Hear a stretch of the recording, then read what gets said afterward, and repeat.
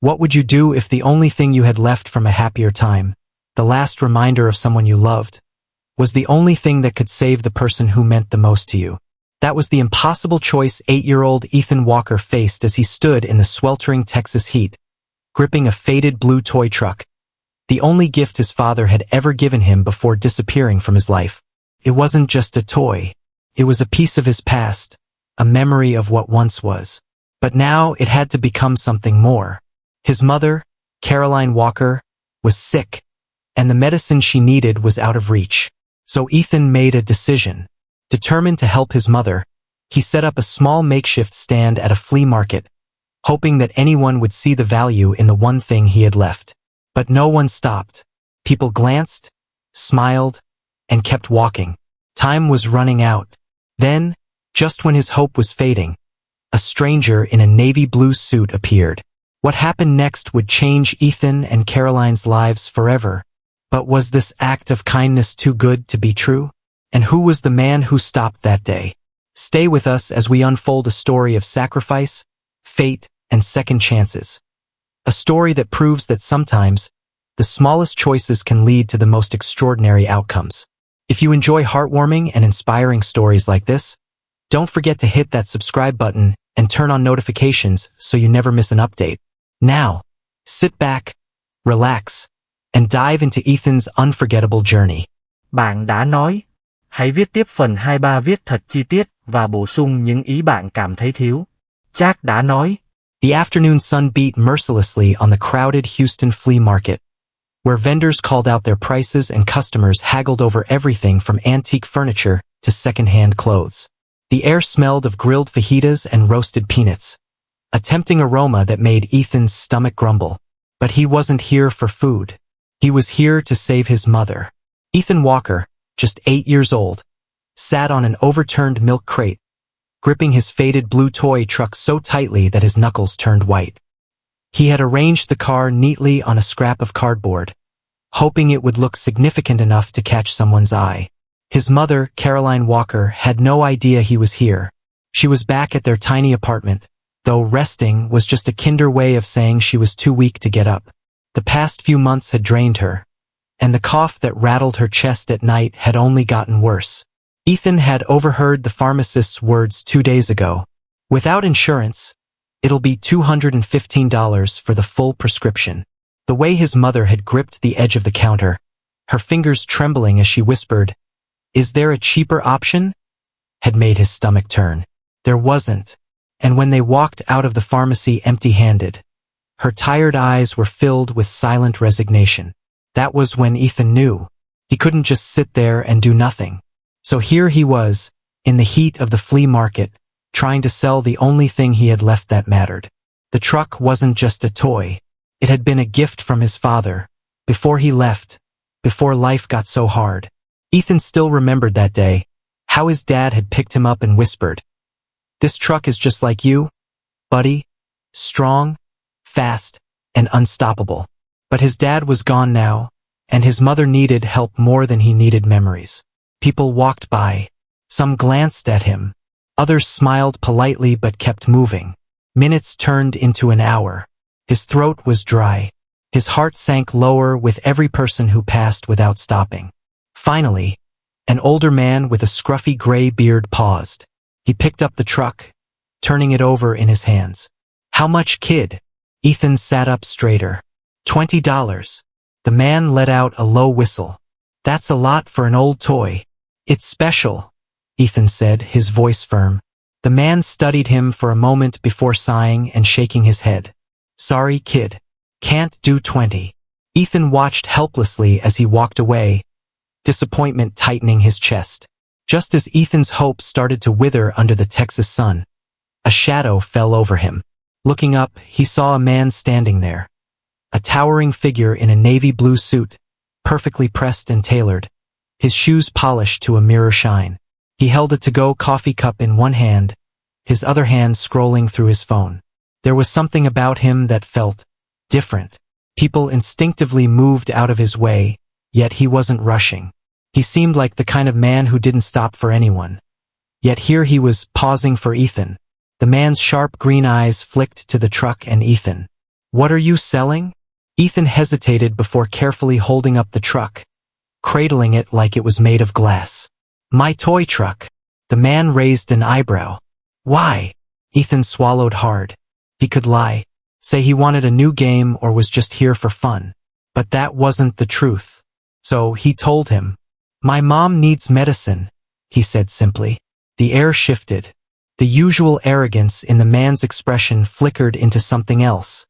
Something unreadable. The man crouched down to Ethan's level, studying him closely. How much? $20, Ethan said firmly, although his heart pounded. The man's lips twitched, almost like he wanted to smile but didn't. That must be one hell of a truck. It is, Ethan insisted. There was a long silence. The man's gaze flickered from Ethan's face to the truck and back. Then, without another word, he reached into the inner pocket of his suit jacket and pulled out a leather wallet. Ethan's heart jumped. Maybe, just maybe, this man would buy it. But instead of cash, the man pulled out a sleek checkbook. Ethan's brow furrowed in confusion as the man pulled a golden pen from his pocket and wrote something down. Then he tore out the check and handed it to Ethan and the truck. Here. Ethan blinked down at it. His hands trembled as his eyes landed on the number. $10,000. He froze. His chest tightened. He had never seen that many zeros in one place before. This is too much, Ethan whispered, his voice shaking. The man's tone was calm but firm. No, it's exactly what it's worth. Ethan didn't know what to say. He felt like his heart might burst out of his chest. Thank you, he breathed, barely more than a whisper. Thank you so much. The man gave a slight nod. What's your name, kid? Ethan. Well, Ethan, the man said, standing up straight, adjusting the cuffs of his suit. You take that check to your mom, okay? Ethan clutched the check tightly, afraid it might disappear. I will. For a brief moment, the man hesitated. Then, before Ethan could even ask his name, he turned and disappeared into the crowd, like a ghost. Ethan didn't waste a second. He grabbed his backpack, stuffed his unsold toys inside, and ran. He ran through the crowded market, his tiny legs pumping as fast as they could, his heart pounding with disbelief and excitement. Ethan raced through the crowded flea market, dodging between stalls, his heartbeat thundering in his chest. The check was clenched so tightly in his tiny fist that his knuckles turned white. He couldn't let go of it, or risk it slipping through his fingers. It was too important. The journey home felt longer than usual. Every crack in the sidewalk and impatient honk from passing cars felt like obstacles between him and his mother. His lungs burned, but he didn't slow down. Finally, he reached their apartment complex, a rundown building with chipped paint and rusted railings, where the air smelled of damp concrete and distant cooking. Their door was slightly ajar, just as he had left it. He burst inside, panting, his clothes sticking to his sweaty skin. His mother, Caroline Walker, sat up from the couch in alarm. She looked paler than usual, her dark curls tangled from sleep. Ethan, where have you been? He didn't answer, he just thrust the check into her hands, his chest still heaving. We can buy the medicine now, Mom. We can buy all of it. Caroline's brows knitted in confusion as she smoothed out the check. She had expected a few crumpled bills, maybe a handful of coins. But the moment her eyes landed on the number, she froze. Her breath hitched. Her fingers covered her mouth, her whole body trembling. $10,000. For a long moment, she could only stare. Her voice cracked when she finally managed to whisper, Ethan, where did you get this? Ethan swallowed hard. His small hands clenched into fists. I sold my truck. Tears welled up in her eyes. She didn't know whether to cry from shock or heartbreak. Oh, sweetheart, she murmured, pulling him into a tight embrace, her frail arms shaking around him. You didn't have to do that. Ethan pressed his face against her shoulder, his voice muffled. I wanted to. I just want you to be okay. She pulled back, cupping his face, looking at him as though she were seeing him for the first time. I am okay, Ethan, because I have you. The following day, for the first time in months, Caroline didn't wake up feeling like she was drowning in exhaustion. The first thing she did was call the pharmacy. Her fingers trembled as she held the phone to her ear, waiting for the pharmacist's voice. "Yes," she said breathlessly. "The prescription. It's ready? Okay. I'll be there soon." Within hours, she held the medicine for the first time in what felt like forever. Relief washed over her like a wave, so powerful she nearly collapsed in the middle of the store. The weight of worry, uncertainty, and quietly bracing for the worst was finally lifting. Ethan beamed at her as they walked home, his small hand clutching hers. "Does this mean you're gonna get better?" Caroline nodded through her tears. "Yes, baby. It means I'm going to get better." And she did. It wasn't immediate. Healing never is. But within a week, the constant ache in her bones lessened. The weight in her chest began to ease. The fever that had clung to her finally broke. And for the first time in months, she felt strong enough to climb the stairs without stopping halfway. And with her strength returning, so did something else, her determination. She had never been the kind of woman who could accept charity without giving something in return. It wasn't pride. It was dignity. She had spent her whole life fighting to stand on her own 2 feet. The first thing she did was pick up the phone and start calling every job she had applied to before her illness forced her to stop looking. She wasn't hopeful. But then, someone called back. A small interior design firm, nothing glamorous, nothing high-paying, but it was steady work. She nearly dropped the phone in shock when the manager told her, "We'd love to bring you in." Tears welled in her eyes as she looked at Ethan, watching her with wide, hopeful eyes. "I got the job," she whispered. Ethan cheered, his brown eyes shining with pride. "So now we won't have to worry anymore, right?" Caroline brushed his hair back, pressing a kiss to his forehead. "Right, baby." But even as she said it, her thoughts drifted back to the man from the flea market who had made all of this possible. Who was he? Why would a stranger give so much for a child's toy? And more importantly, would she ever see him again? Daniel Whitmore sat in the back seat of his sleek black Cadillac Escalade, tapping his fingers against the leather armrest as the city lights blurred past the tinted windows. He had spent the last 3 days trying to push that little boy from his mind, trying to convince himself that what he had done was a random act of generosity. He had handed out money before, signed checks without a second thought, and donated millions to charities his PR team recommended. So why was this different? Why did he keep thinking about Ethan Walker, that determined little boy selling his only toy not for himself but for his mother? And why did it feel like unfinished business? It wasn't just the boy. It was how he had spoken about his mother. The desperation in his voice and how he gripped that toy truck made it seem like his last hope. Daniel had spent his life surrounded by people who took more than they gave, by corporate sharks and trust fund opportunists. But that boy, he had given up the one thing that mattered most to him for someone else. Daniel exhaled sharply, pinching the bridge of his nose. He had no real reason to go back. There is no logical reason, anyway. But logic had nothing to do with this. "Take a detour," he said, his voice calm and unreadable. His driver, a seasoned Greg, glanced at him through the rearview mirror. "Where to, sir?" Daniel hesitated for only a moment before giving the address from the check. Greg didn't question it. Daniel paid him too much to ask questions. The ride to the neighborhood was silent, the sounds of the city fading as they left the glass and steel high-rises behind. The streets became narrower and older, lined with modest apartment buildings and flickering streetlights. And then there it was. It is a small, run-down complex, with paint peeling from the walls and laundry hanging from rusted balconies. Daniel leaned forward slightly, scanning the building. He had no real plan or idea of what he was doing here, until he saw them. A woman and a child stepped out of the building's entrance. Daniel's breath caught in his throat. It was them. Ethan was skipping slightly, talking animatedly, his tiny hands moving as he spoke. And beside him, his mother. Daniel had expected a frail, sickly woman who matched Ethan's description of a mother too weak to stand.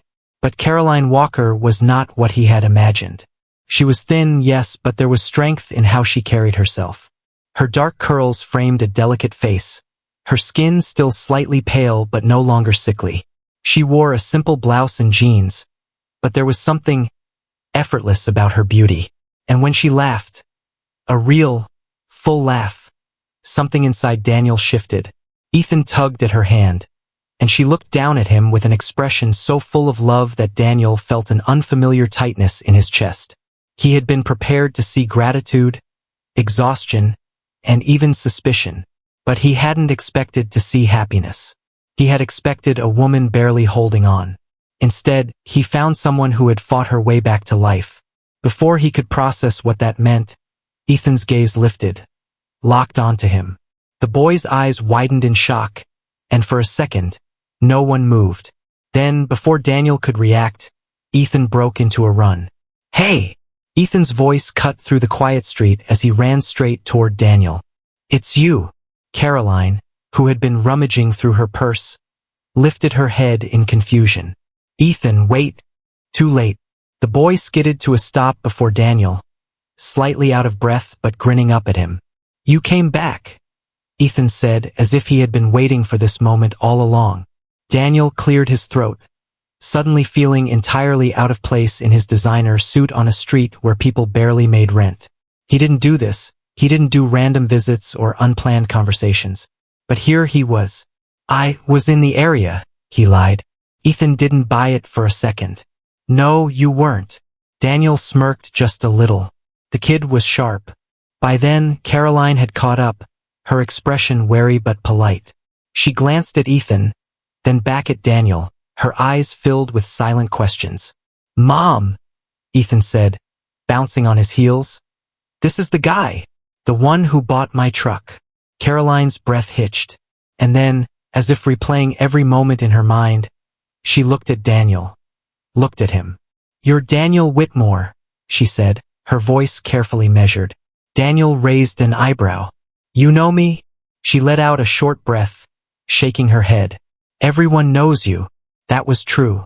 His face had been on every business magazine, every financial news segment. Whitmore Enterprises was one of the largest investment firms in the country. But that wasn't why she was looking at him like that.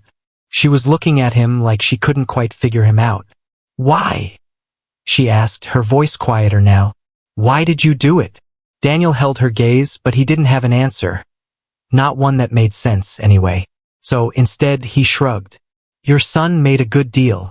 Caroline let out a small, disbelieving laugh, shaking her head. "A good deal?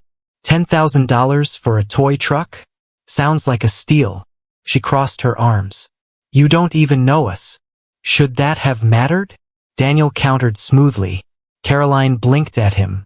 Something shifted in her expression. Something almost like respect. Ethan, oblivious to the tension between them, grinned. "Wanna come inside?" Daniel hesitated. He shouldn't. This wasn't his world. But when he looked at Caroline, her guarded expression, the curiosity in her eyes, he found himself wanting to stay, just for a little while. Caroline sighed, realizing she had lost this battle, and opened the door wider. "Well," she said, stepping aside, "I guess you might as well come in." Daniel never made decisions without thinking. But this time he walked inside without a second thought. Daniel Whitmore stepped through the doorway, his polished leather shoes clicking against the worn hardwood floor of Caroline Walker's tiny apartment. It was modest, small but meticulously kept, the kind of home where everything had a purpose, where nothing was wasted. The scent of lavender and old books lingered in the air, mixed with the faint aroma of whatever meal had been cooked last. It wasn't like the cold, impersonal penthouse Daniel lived in. Felt real. Caroline shut the door behind him, still watching him with quiet skepticism. "I'd offer you coffee, but I'm guessing you drink the kind brewed in an office that costs more than my entire rent." Daniel smirked at that. Probably. Utterly oblivious to the underlying tension, Ethan bounded to the couch and patted the seat beside him. "Come sit. Do you like superhero movies? I was just about to watch one." Daniel hesitated. He had negotiated billion-dollar deals and had stood toe-to-toe with men twice his age in boardrooms where a single mistake could cost millions. Yet, sitting on this couch next to an 8-year-old felt out of his depth. "I don't watch movies," he admitted, loosening his tie slightly. Ethan's jaw dropped. Wait, like, ever? Not since I was a kid. Ethan gasped like this was the most tragic thing he had ever heard. That's illegal. You have to watch this one. It's got explosions and bad guys and... Caroline let out a breath of laughter, crossing her arms. Be careful, Mr. Whitmore. Once you start, he won't let you leave until the credits roll. Daniel glanced at her. There was something different about how she looked at him now. Less suspicion, more curiosity. Without overthinking it, he sat down. All right, he said. Let's see if it's worth the hype. Ethan cheered, grabbing the remote. Caroline shook her head but smiled, moving to the small kitchen to give them space. As the movie played, she listened, half surprised to hear Daniel engaging with Ethan's endless commentary. Maybe he wasn't the man she had assumed he was. An hour into the movie, Caroline heard something she never expected. Laughter. Not Ethan's. Daniel's. She leaned against the kitchen counter, watching as this high-powered billionaire, who probably had assistants who assisted his assistants, sat on her couch, wholly engaged in a superhero movie with an 8-year-old. Ethan was animated, acting out the fight scenes, talking a mile a minute, and Daniel was listening. Not in the way adults usually did, half distracted, nodding along absent-mindedly. He was paying attention. Something in Caroline's chest tightened at the sight. Ethan had never had that. His father had been a ghost long before he left for good. He had never taken the time to listen, to be present indeed. But this man, this stranger in a suit who had no reason to be here, was doing it effortlessly. Caroline turned away, focusing on washing dishes that didn't need washing. It was easier than acknowledging whatever unfamiliar feeling was creeping into her chest. An unspoken understanding. When the credits rolled, Ethan stretched with a contented sigh. See? That was awesome. Daniel, to Caroline's surprise, nodded in approval. Not bad. A little over the top, but entertaining. Ethan beamed. Told you. Daniel glanced at the clock. It was past 10. He had never stayed in one place this long without a business reason. Caroline noticed it too.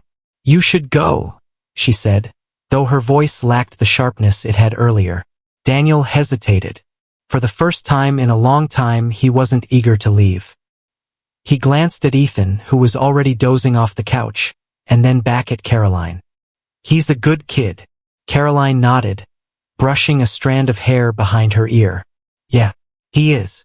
Daniel studied her for a moment. There was something in her expression, gratitude maybe, but also something more profound. Something neither of them was ready to acknowledge. He pulled out a business card and set it on the coffee table. If you ever need anything, he said simply. Caroline frowned at it. I'm not a charity case, Daniel. I know. She looked up at him then, searching for something in his face. Maybe she found it or didn't, but she let out a quiet breath and nodded. As Daniel approached the door, Ethan stirred, blinking sleepily. You're leaving? He mumbled. Daniel smirked. Yeah, kid. You should get some sleep.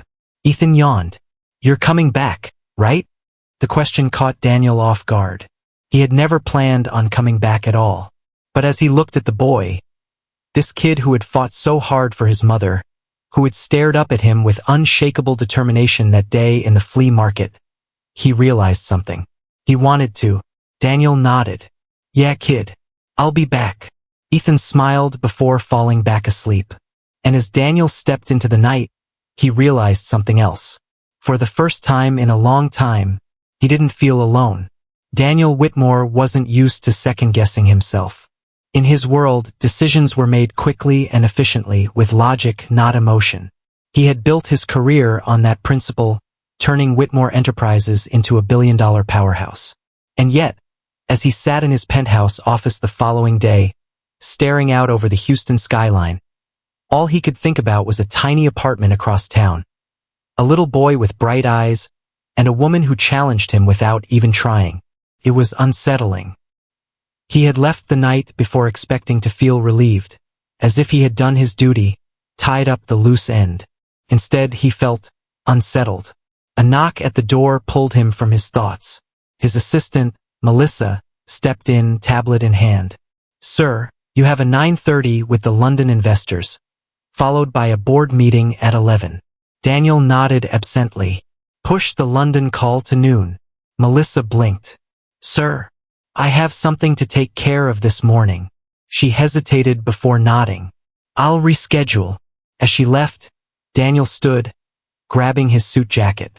He wasn't sure what he was doing or why, but he was already walking out the door before he could talk himself out of it. A familiar street. Daniel hadn't returned to that side of the city since the night before. It was different in the daylight. The sidewalks were busier, kids riding bikes, neighbors chatting on stoops. He stood in front of Caroline's apartment building again, hands in his pockets. This was ridiculous. He didn't belong here. He should just turn around, get back in his car, and pretend nothing had happened. But then the door swung open, and before he could disappear, Caroline stepped outside, her gaze landing on him immediately. She froze. For a second, neither of them spoke. Then she sighed, crossing her arms. You're back. Daniel smirked, recovering quickly. I told Ethan I would be. Something flickered in her expression. Surprise, maybe even a hint of amusement. Most people don't keep their word, she said, overseeing him. I'm not most people. She huffed a laugh.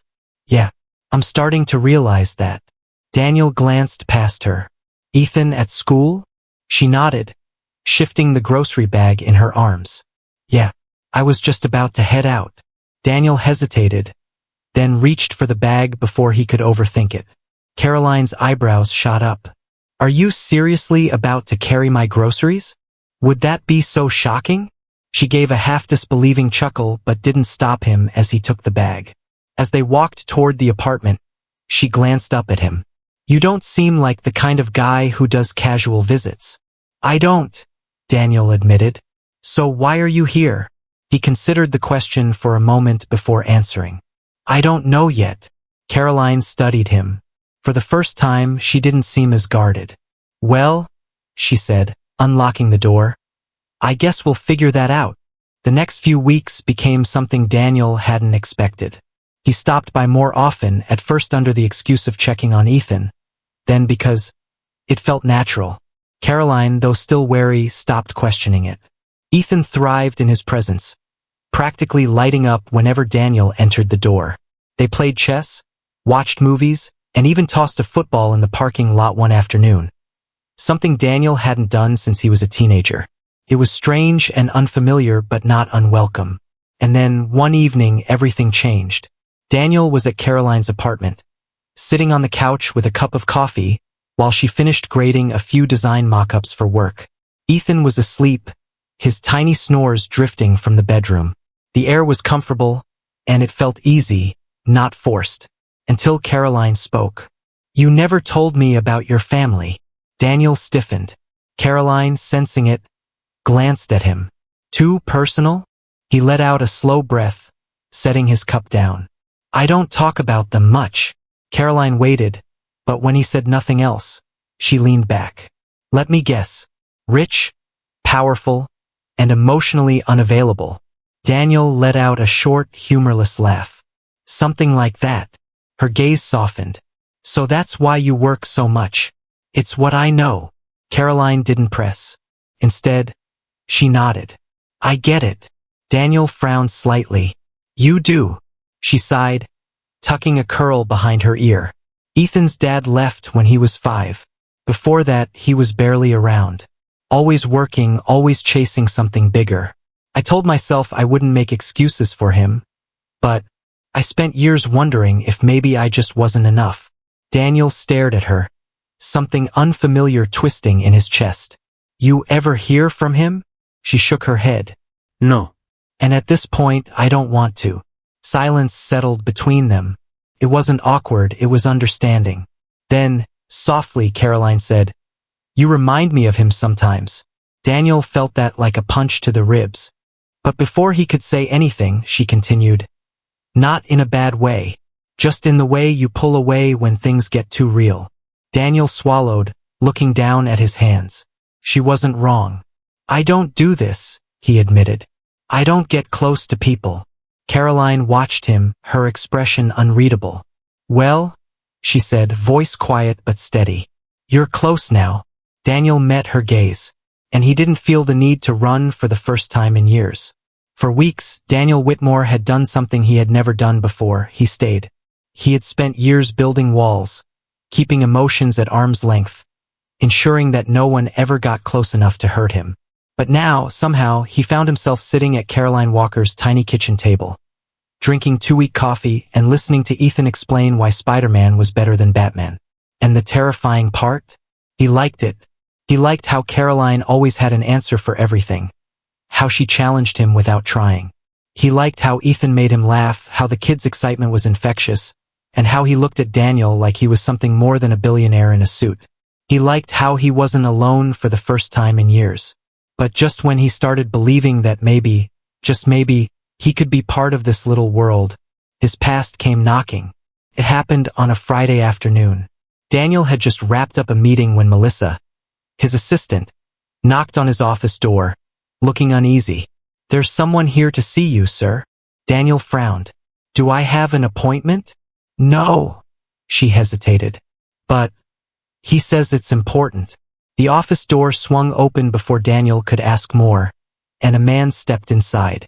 Tall, dark suit, cold smile. Daniel's stomach tightened instantly. Elliot Pierce, his former business partner, his former best friend, and the man who had nearly destroyed him. Daniel's jaw clenched. "You've got some nerve showing up here." Elliot smirked, unbothered. "Relax, Danny. I'm just here to talk." Daniel leaned back in his chair, his gaze sharp. "I doubt that."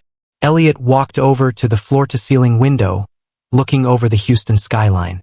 "You've been busy," he mused. "I hear you've been spending a lot of time in a certain neighborhood. Not exactly your usual scene." Daniel's muscles tensed. Elliot turned, smirking. "Ah, so it's true. The rumors are already circulating, you know. Whitmore, the billionaire, playing house with some nobody woman and her kid." Rage flashed through Daniel, but he didn't let it show. Not yet. Instead, he kept his voice calm and controlled. "Say what you came here to say, Elliot." Elliot's expression darkened, all traces of amusement gone. "You and I both know the board doesn't like distractions. They're watching you, Daniel. They don't want another scandal." Daniel's hands curled into fists. Of course, this wasn't just about curiosity. It was about control. Elliot and the board had always thought they could dictate his life and decide who he could or couldn't be seen with. Not this time.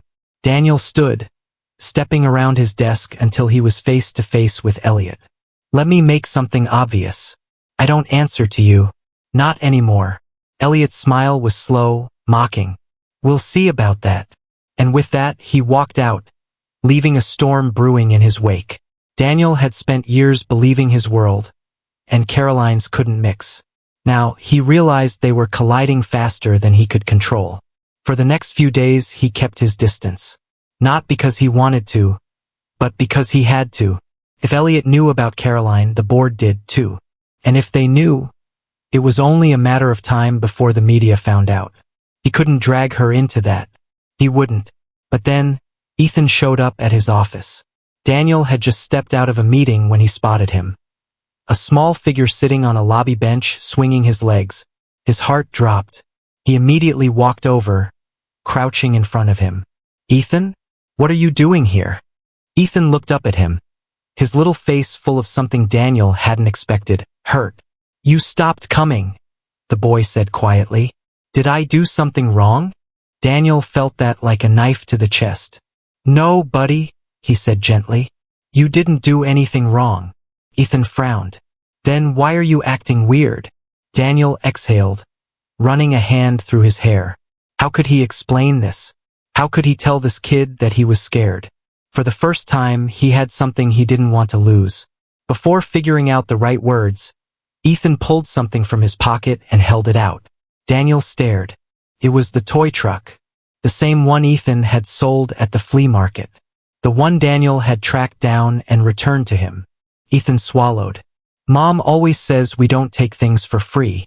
That if someone gives us something, we have to give something back." Daniel's throat felt tight. Ethan. So, I want you to have this. Ethan interrupted. Daniel's chest ached. You don't have to do that, kid. Ethan shook his head. Yeah, I do.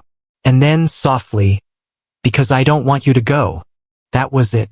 That was the moment Daniel knew he couldn't walk away. He wouldn't.